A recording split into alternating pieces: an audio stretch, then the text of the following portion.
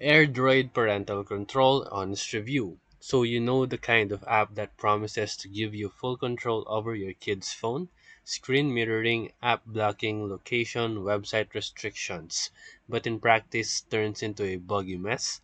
That's exactly what AirDroid Parental Control sometimes behaves like. So let's dig in.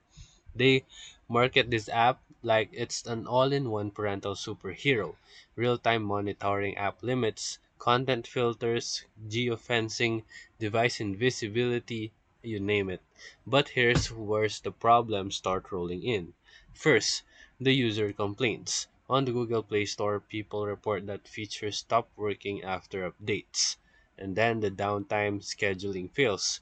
Permissions vanish, you have to keep re-granting rights, and some say the time spent in app metrics on the child's phone don't match what the parent app shows. And others says that the app literally does not work after a month. Also, the free trial is only 3 days and then everything behind is a paywall.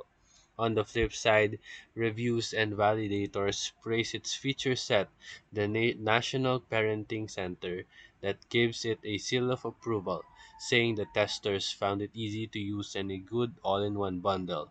And in comparative reviews of parental control apps for 2025, AirDroid is often listed among the pretty good picks for filtering and blocking. So, is it reliable? Sometimes yes. If everything lines up, device compatibility, permissions, updates, not breaking stuff, but the sometimes is dangerous for a tool that you depend on your child's safety.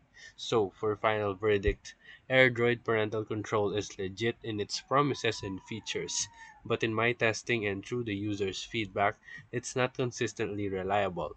You are likely to hit bugs, broken promise permissions, or misreportings. So you should use it with caution, keep backups, and don't assume the set and forget. And that's it. So if this video helped you, make sure to like and subscribe. Thank you for watching.